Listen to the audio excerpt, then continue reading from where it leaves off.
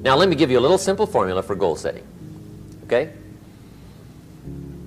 We take 2.5 hours on the weekend for the whole 10-year plan. We don't have time for that tonight. But let me get you started with a little simple formula Mr. Schoaf gave me.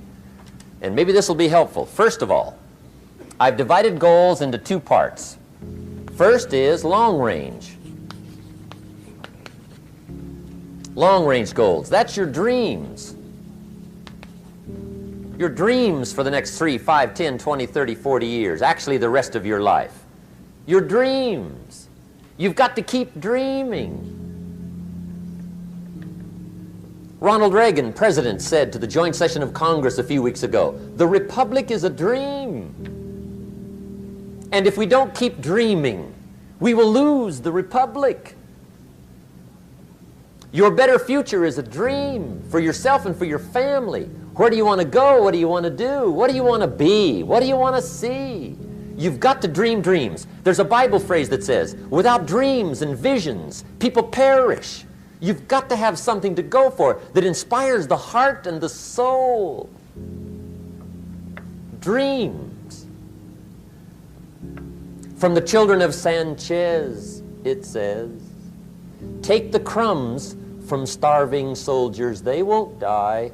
Take the bread from hungry children, they won't cry. But without dreams, we all will die. You've got to dream. Don't lose your dreams for yourself, for your future, for your family. The dreams of love and enterprise and travel and doing things, becoming something unique on your journey here. Don't lose your dreams. Do some dreaming. That's long-range goals. You've got to have those. So that's number 1. Here's the second part of goals, short range. Short-range goals. That's your goals for tomorrow, this week, this month, this year, the immediate future. We call these confidence builders.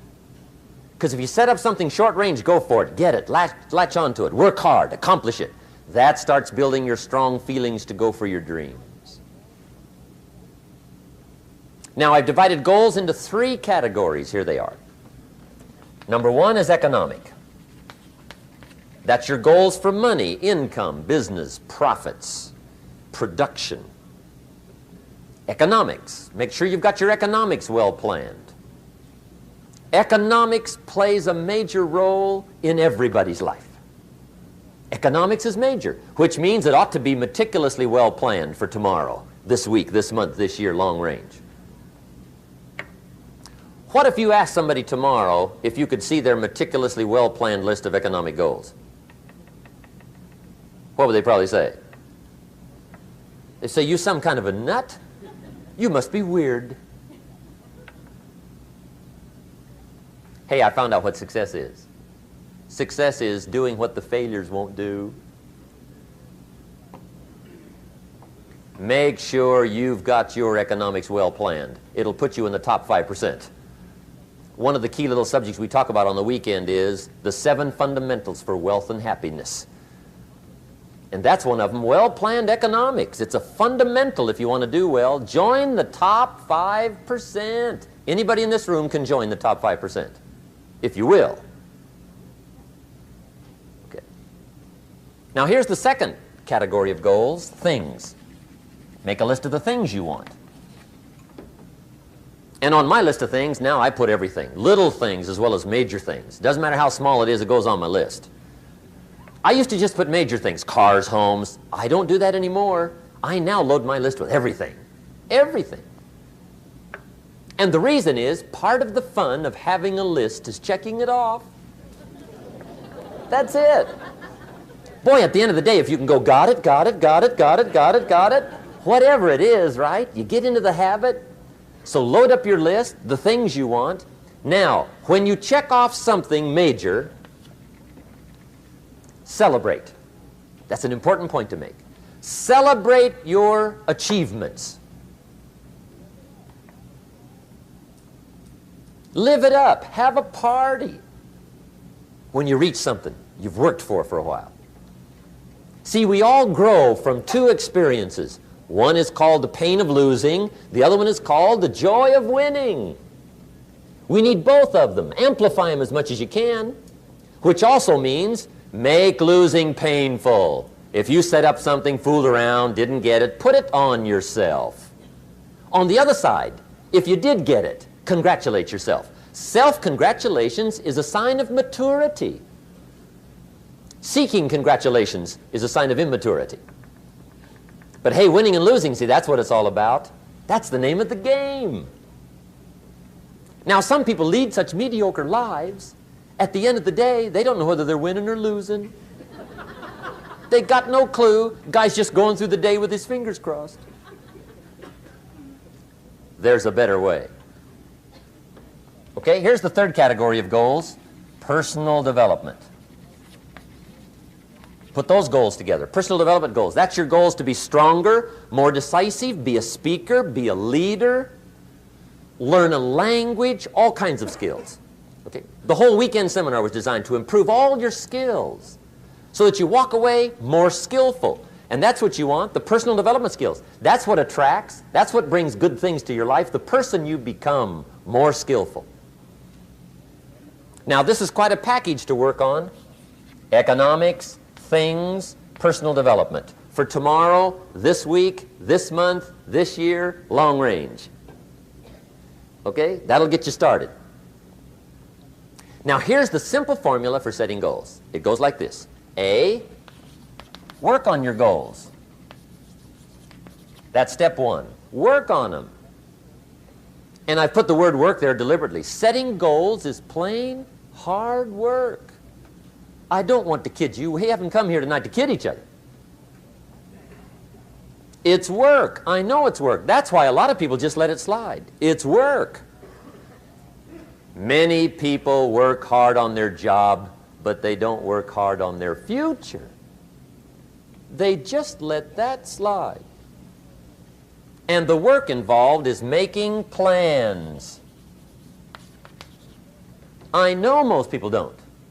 I understand that, but don't let that be you. Guy says, well, yeah, you work where I work, but the time you struggle home, it's late. You got to eat a bite of supper, watch a little TV, get to bed. You can't sit up half the night. Plan, plan, plan. And the guy's behind. Good worker, hard worker, sincere. But you got to be better than sincere, working hard. You got to be better than a good worker. You got to be a good planner. Somebody once wisely said, the people who fail to plan are planning to fail. Well said. So work on your goals. Here's step two. Write your goals down. That's so important. I teach my staff around the world, put your goals in your journal. Because one of the major people you want to study is yourself. Say, here's the list of goals I put together 3 weeks ago. Here's the list of goals I put together 2 years ago. Here's some of the changes I made, rearrangement of my priorities. I scratched these off, I put these on, I've gotten these. Study your accomplishments, study what your desires are. Put them on paper, write them down. Here's another reason for writing your goals down. It shows you're serious about doing better. And to do better, you got to get serious. You don't have to be grim, but you must be serious. Everybody hopes things will get better. Everybody hopes. Poor people hope. That ought to tell you something. It means the future does not get better by hope. It gets better by plan. I used to have the affliction called passive hope. It's an affliction. It's bad. Probably what's even worse than that is happy hope. Now that is really bad. That's bad. Happy hope. The guy's 50 and he's broke and he's still smiling. See, that's not good. So get serious about your goals. Put them on paper. Write them down. There's all kinds. His goals, her goals, their goals. Business goals, financial independence goals, family goals. I mean, there's so many things to work on this that if you don't get busy and work on it, sure enough, the time will pass. And sure enough, 5 years from now, you'll wind up where you don't want to be, wearing what you don't want to wear, driving what you don't want to drive, being what you don't want to be. Now's the time to fix it. Now, here's the third step to your goals. Check the size of your goals and the kinds of goals. How big they are, what kind they are, affects you. And here's one of the important phrases of the evening. Your goals are affecting you, whatever they are. Your goals affect your handshake. Your goals affect your attitude, personality. Your goals affect the way you walk, the way you talk, the way you dress. All day long, we're being affected by our goals. Now, some people have goals, but they have such lousy goals. The effect is bad. I asked a guy one time, what are your goals for this month? The guy said, look, if I could just scrape up enough money to pay these lousy bills. That was his goal. I'm not saying it isn't a goal. It's a goal, but it's such a lousy goal, the effect is bad. You don't jump out of bed on Monday morning and say, oh boy, another chance to go out and scrape up the money to pay my lousy bills. See, you don't do that.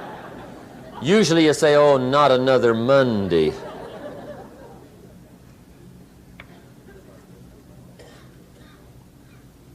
And some people have so given up on life, they have joined the thank God it's Friday club.